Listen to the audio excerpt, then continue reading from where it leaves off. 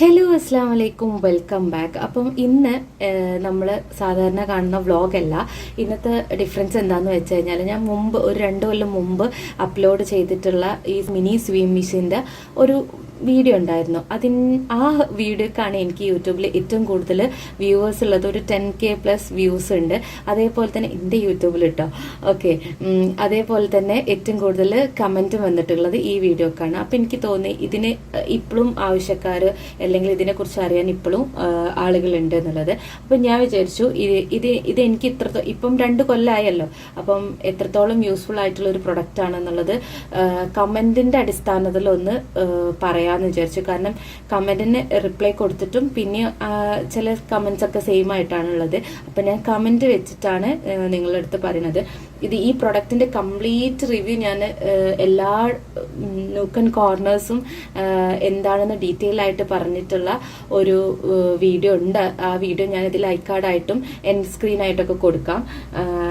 ഇനിയിപ്പോൾ നമ്മൾ ആ ചോദ്യത്തിന് അടിസ്ഥാനത്തിൽ നമുക്ക് ഇത് എങ്ങനെയാണ്, ഇതിൻ്റെ പ്രശ്നം എന്താണ്, നല്ലതാണോ മോശമാണോ എന്നൊക്കെ ഉള്ളത് ഞാൻ പറയാം കേട്ടോ. ആദ്യം തന്നെ പറയുകയാണെങ്കിൽ ഇത് കണ്ടാൽ തന്നെ അറിയാലോ ഒരു ചെറിയ പ്രൊഡക്റ്റാണ്. ഞാൻ അന്ന് കാണിച്ചിട്ടുണ്ട്, നമ്മളൊരു കയ്യിൻ്റെ അത്രേ വരുന്നുള്ളൂ. അപ്പം അതിൻ്റെതായ എല്ലാ ലിമിറ്റേഷൻസും ഈ പ്രൊഡക്റ്റിനുണ്ട്. അതുകൊണ്ട് കുറേ പേര് ചോദിച്ചിട്ടുണ്ട് ഒരു ടോപ്പ് ഫുള്ളായിട്ടൊക്കെ അടിക്കാൻ പറ്റുമോ, അല്ലെങ്കിൽ ഒരു ഡ്രസ്സ് കംപ്ലീറ്റ്ലി അടിക്കാൻ പറ്റുമോ എന്നുള്ളത്. ഇതിൽ നമുക്ക് എന്തായാലും ഒരു പ്രൊഫഷണൽ സ്റ്റിച്ചിങ്ങോ അങ്ങനെയുള്ള ഒരു വർക്ക് റിലേറ്റഡ് ആയിട്ടോ ഉപയോഗിക്കുന്ന ടൈപ്പ് ഒരു മെഷീനല്ല. നമുക്കിതുപോലെ എന്തെങ്കിലും ഡ്രസ്സ് സൈഡ് തുന്നു വിട്ടതോ അല്ലെങ്കിൽ കീറിപ്പോയതോ അങ്ങനത്തെ ഒക്കെ ഉണ്ടെങ്കിൽ ജസ്റ്റ് അടിച്ചെടുക്കാൻ പറ്റും. അല്ലെങ്കിൽ അങ്ങനെയുള്ളൊക്കെ ഒരു പർപ്പസേ ഉള്ളൂ. അല്ലാതെ ഇതിലൊരു കംപ്ലീറ്റ് ഡ്രസ്സ് അടിച്ചെടുക്കാന്നൊക്കെ പറഞ്ഞാൽ നല്ല ക്ഷമ വേണം. അപ്പോൾ അതിന് പറ്റിയ ഒരു മെഷീൻ അല്ല ഇത് കേട്ടോ. ഒരു ഫുൾ ഡ്രസ്സ് ഒന്ന് എടുക്കാൻ നമുക്ക് കുറേ ടൈമും വേണം. അടിക്കാം, പക്ഷെ നമ്മൾ ഫസ്റ്റ് ടൈമൊക്കെ ട്രൈ ചെയ്യാനുള്ളൊരു ഇതേ നമുക്ക് മനസ്സേ നമുക്ക് ഉണ്ടാവുള്ളൂ. അല്ലാതെ ഇതിൽ കണ്ടിന്യൂസ് ആയിട്ട് ഒരു 2-3 ചുരിദാറൊന്നും അടിച്ചെടുക്കാനൊന്നും നമ്മളെ കൊണ്ട് പറ്റില്ല. അടുത്തത്, ഇതൊരു 1 ഇയർ ഒക്കെ ലാസ്റ്റ് ചെയ്യുമോ എന്നുള്ളതാണ് ചോദ്യം. ഇതൊരു 1 ഇയർ അല്ല, ഇപ്പം എൻ്റെ അടുത്തൊരു 2 ഇയർ 2-3 ഇയേഴ്സ് ആയി എൻ്റെ കയ്യിൽ ഈ മെഷീൻ ഉണ്ടായിട്ട്. ലാസ്റ്റ് ചെയ്യും. ഞാൻ ഇപ്പോഴും കുറച്ച് കഴിഞ്ഞിട്ട്, ഞാൻ അന്നൊക്കെ ഇടയിലൊക്കെ ഉപയോഗിച്ചിട്ട് ഇപ്പം കുറച്ച് കഴിഞ്ഞിട്ട് ഞാൻ എടുത്തു നോക്കുമ്പോൾ ഇപ്പോഴും ഇതിന്റെ സ്റ്റിച്ചിനൊന്നും യാതൊരു പ്രശ്നവുമില്ല. അങ്ങനെ ലാസ്റ്റ് ചെയ്യാത്ത പ്രശ്നമൊന്നുമില്ല. യൂസ് ചെയ്യുന്നതിനനുസരിച്ചിരിക്കും. നമ്മൾ ഒരിക്കലും ഇതിന്റെ മറ്റേ മെഷീനിൽ, നമ്മൾ ശരിക്കത്തെ മെഷീനിൽ കാണിക്കുന്ന പോലെ തന്നെ ബാക്ക് സ്റ്റിച്ച് ചെയ്യാനോ ബാക്കിലോട്ട് ടേൺ ചെയ്യാനോ ഒന്നും പറ്റില്ല. അപ്പം എന്തായാലും പ്രോബ്ലം വരും. അപ്പോൾ സ്റ്റിച്ചിൽ ചെറിയൊക്കെ പ്രശ്നങ്ങൾ വരും. പിന്നെ ഒരു ചോദ്യം ഉള്ളത് എന്താ വെച്ചാൽ, സ്റ്റിച്ച് പിടിക്കണില്ല, എന്താ ചെയ്യേണ്ടതെന്നാണ് ചോദിച്ചത്. അപ്പോൾ സ്റ്റിച്ച് പിടിക്കാത്തതിന് ഒരു റീസൺ, ഒന്നില്ലെങ്കിൽ ഇവിടെ ഇവിടെ ഒരു ടീത്ത് പോലെ കാണുന്നുണ്ടല്ലോ, അവിടെ എന്തെങ്കിലും ഒരു പ്രശ്നം, അലൈൻമെന്റ് പ്രശ്നം എന്തെങ്കിലും ഉണ്ടായിരിക്കും. അല്ലെങ്കിൽ ഈ പാർട്ടിൽ നമ്മൾ നൂല് കോർത്ത് പോകുന്ന പോർഷൻ ഉണ്ടല്ലോ, അവിടെ അതേ ഏത് റൂട്ടിനാണോ വരേണ്ടത് അതേപോലെ ആയിരിക്കില്ല വന്നിട്ടുണ്ടാവുക. പിന്നെ അല്ലെങ്കിൽ അടുത്ത പ്രശ്നം എന്താ വെച്ചാൽ ഡസ്റ്റ് ആണ്. പൊടി പിടിച്ചാലും ഈ സെയിം ഇഷ്യൂ വരും. നമ്മൾ സ്റ്റിച്ചിങ് കറക്റ്റ് പിടിക്കാതെ അവിടെ എവിടെയെങ്കിലൊക്കെ ആയിട്ട് നൂല് കൊളത്തി കിടക്കും. പിന്നെ ഒരുപാടില്ല കേട്ടോ, ഒരു 2-3 ആൾക്കാരൊക്കെ ചോദിച്ചിട്ടുള്ളത് ഇതിന്റെ സൗണ്ടിനെ പറ്റിയാണ്. ഇതിന് അത്യാവശ്യം നല്ല സൗണ്ട് ഉണ്ട്. അത് ഇതിന്റെ ഒരു ഡ്രോബാക്ക് തന്നെയാണ്. സാധാരണ സ്വിം മെഷീന്റെ സൗണ്ട് അല്ല, ഭയങ്കര ഒരു സൗണ്ടാണ് ഇതിനുള്ളത്. ഞാൻ കേൾപ്പിച്ചു തരാം.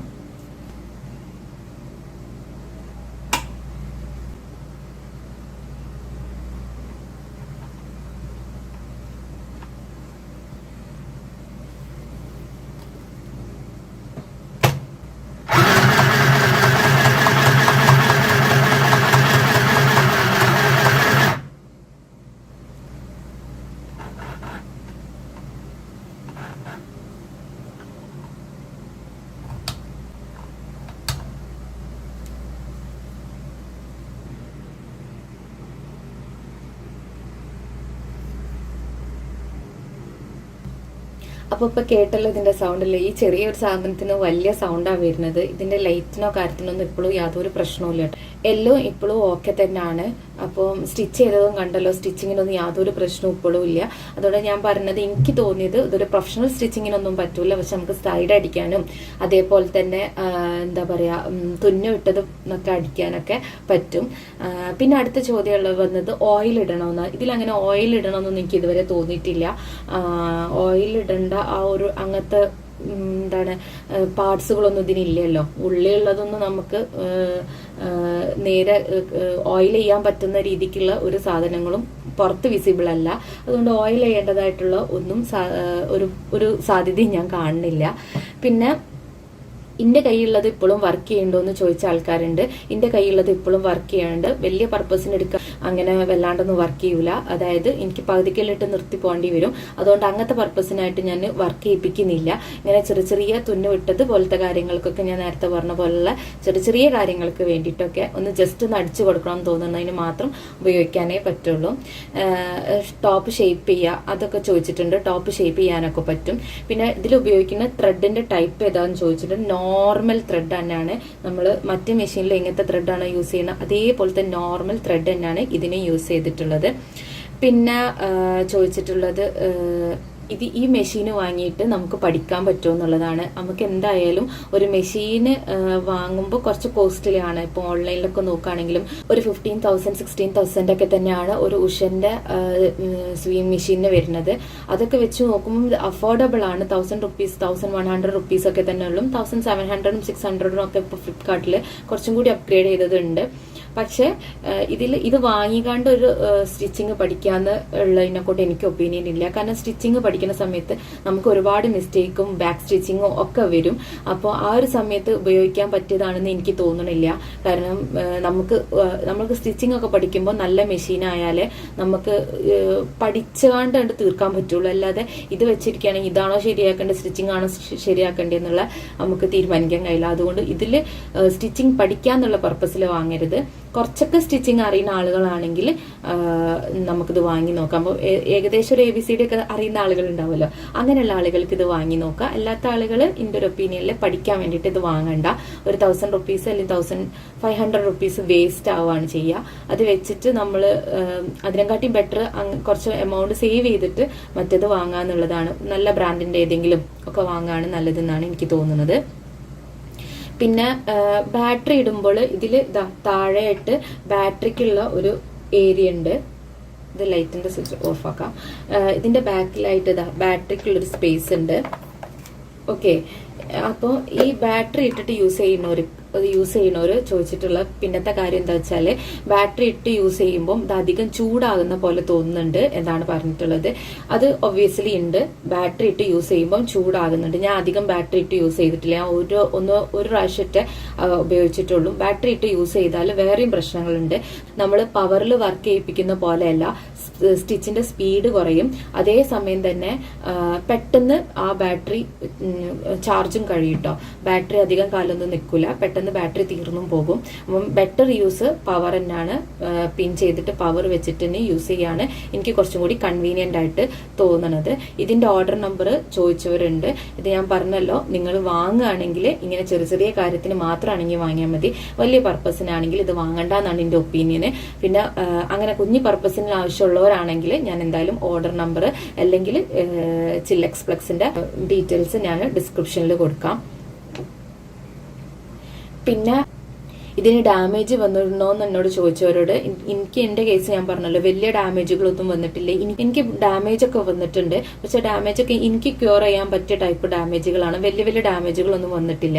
പക്ഷെ എന്റെ ഒരു അഭിപ്രായത്തില് ഈ ഒരു പ്രൊഡക്റ്റിന് ഡാമേജ് വന്നാൽ തന്നെ അത് നന്നാക്കി എടുക്കാൻ എല്ലാ ഈ സ്വിമ്മിങ് മെഷീൻ നന്നാക്കുന്ന ഷോപ്പുകാരും ഏറ്റെടുക്കൂല. അതുകൊണ്ട് ഡാമേജ് വന്നാൽ കുറച്ച് പാടാണ് നന്നാക്കി എടുക്കാൻ. അപ്പൊ ഇങ്ങനെയുള്ള ക്വസ്റ്റ്യൻസ് ഒക്കെയാണ് എനിക്ക് വന്നത്. ബേസിക്കലി എനിക്ക് പറയാനുള്ളത്, ഇതൊരു ഫുള്ള് ടോപ്പ് അടിക്കുക അല്ലെങ്കിൽ ഒരു ഫുൾ ഡ്രസ്സ് അടിക്കുക എന്നൊക്കെയുള്ള ഇതിലൊരു ടാസ്ക് ആണ്.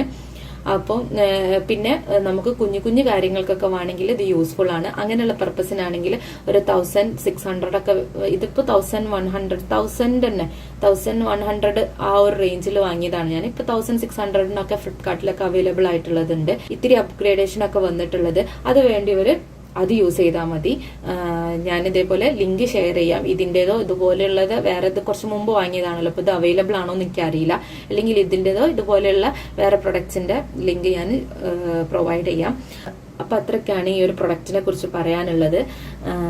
നിങ്ങൾക്ക് ഇതിന്റെ എല്ലാ ഡൗട്ടും ക്ലിയർ ആയിട്ടുണ്ടാവും എന്ന് വിചാരിക്കുന്നു. ത്രെഡ് കുടുങ്ങി പോകുന്നതും ബോബിൻ സ്റ്റക്ക് ആവുന്നതും ഒക്കെ ഉള്ളിലുള്ള എന്തെങ്കിലും നമ്മൾ വെച്ചത് പ്രോപ്പർ അല്ലാഞ്ഞിട്ടാണ്. അല്ലാതെ വലിയ ടെക്നിക്കൽ കാര്യങ്ങളൊന്നും ഇതിലില്ല. ചെറിയൊരു മെക്കാനിസം ആണ്. അതുകൊണ്ട് വലിയ പ്രശ്നങ്ങളൊന്നും നമുക്ക് തന്നെ ജസ്റ്റ് ഒന്ന് അറേഞ്ച് ചെയ്താൽ, നമ്മൾ തന്നെ ജസ്റ്റ് ഒന്ന് അറേഞ്ച് ചെയ്താൽ ശരിയാവുന്ന ചെറിയ ചെറിയ പ്രശ്നങ്ങളെ ഇതിനുള്ളൂ. പിന്നെ ഇതേപോലെ പഠിക്കാൻ എന്നുള്ള പർപ്പസിനൊന്നും ഇത് വാങ്ങാതിരിക്കുകയാണ് നല്ലത്. സ്റ്റിച്ചിലൊക്കെ നമ്മൾ എന്തെങ്കിലും മിസ്റ്റേക്സുകൾ വരുത്തുകയാണെങ്കിൽ അത് ശരിയാക്കി എടുക്കാൻ കുറച്ച് സമയം തന്നെ പിടിക്കും. പിന്നെ പുറത്തു പോയിട്ട് നന്നാക്കുക, ആ ഒരു പോസിബിലിറ്റിനെ കുറിച്ച് ഞാൻ പറഞ്ഞല്ലോ. അപ്പൊ അത്രയ്ക്ക് തന്നെ പറയാനുള്ളൂ. അപ്പൊ ഇതുപോലുള്ള നല്ല യൂസ്ഫുൾ വീഡിയോസ് കാണാൻ ആഗ്രഹിക്കുന്നവരാണെങ്കിൽ, ഈ ചാനലിലെ പുതിയ പുതിയ വ്യൂവേഴ്സ് ആണെങ്കിൽ ഒന്ന് ചാനലിൽ സബ്സ്ക്രൈബ് ചെയ്ത് ലൈക്ക് ചെയ്ത് സപ്പോർട്ട് ചെയ്യുക. അപ്പൊ അടുത്തൊരു നല്ലൊരു വീഡിയോ ആയിട്ട് വരുന്നവരേക്കും അസ്സലാമു അലൈക്കും, ടേക്ക് കെയർ, ബൈ ബൈ.